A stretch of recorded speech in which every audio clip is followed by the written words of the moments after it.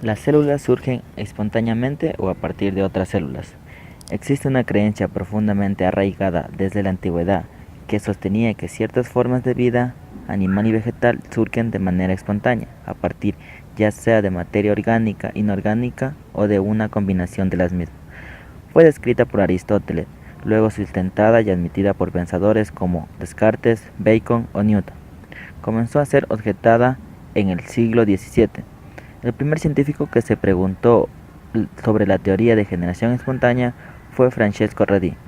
Francesco Redi, un médico italiano, hizo los primeros experimentos para demostrar la falsedad de la generación espontánea.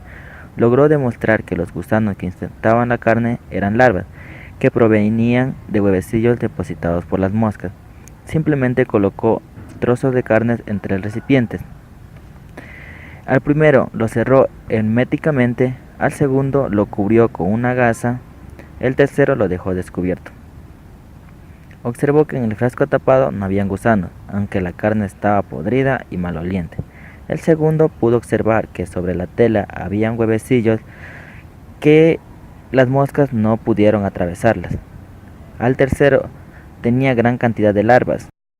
Con dicho experimento, la teoría conocida como la generación espontánea quedaba en gran parte desautorizada, a pesar del arraigo que esa teoría tenía en la historia de la biología. Hoy en día el concepto de célula es evidente, pero tuvieron que pasar por lo menos 300 años de descubrimiento para llegar a estas conclusiones. La palabra célula fue usada por primera vez en sentido biológico en 1665 por el científico inventor inglés Robin Hood, quien dio inicio a esta carrera por descubrir todo aquello que se escapaba al ojo humano. Con un microscopio que él mismo fabricó, notó que el corcho y otros tejidos vegetales estaban constituidos por pequeñas cavidades separadas por paredes.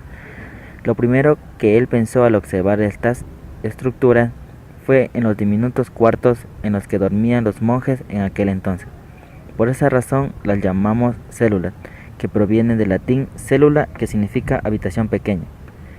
En 1824, René Duchot fue el primero en establecer que la célula era la unidad básica de la estructura, es decir, que todos los organismos estaban formados por células.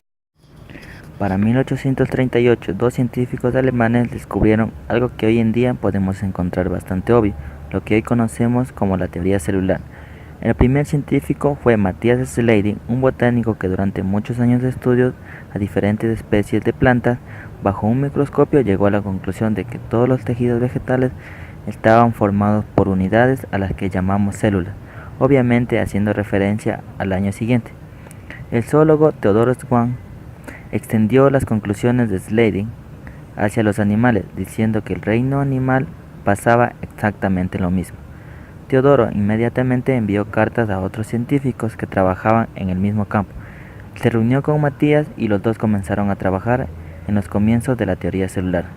Una discusión surge ante ellos en cuanto a las células provenían de células preexistentes. Matías no estaba muy de acuerdo con esto. Para él las células surgían de manera espontánea. Fue entonces en 1858 cuando otros científicos, llamado Rudolf Virchow, intervino con las investigaciones en la citogenética, que demostraron que las células venían de otras células, llegando a la conclusión de que las células surgen de células preexistentes. Por lo tanto, a partir de todo esto, la teoría celular como tal se considera hoy y puede resumirse en 4 posiciones. Primero, absolutamente todos los seres vivos están compuestos por células o por segregaciones de las mismas. Los organismos pueden ser de una célula, unicelulares, o de varias células, pluricelulares.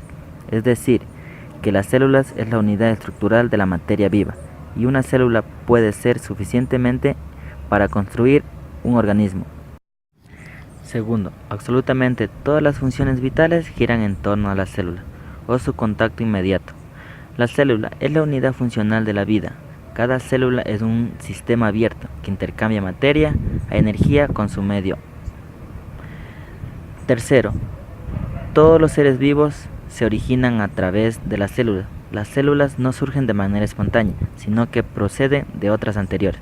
Cuarto, las células contienen material hereditario y también son una unidad genética. Esto permite a la transmisión hereditaria de generación en generación. Si consideramos lo anterior, podemos decir que las células es nuestra unidad estructural, ya que todos los seres vivos están formados por células. Es la unidad funcional porque ella depende todo nuestro funcionamiento como organismo, y es la unidad de origen porque no se puede concebir a un organismo vivo si no está presente al menos una célula. Llegamos a la conclusión de que las células no se generan de manera espontánea,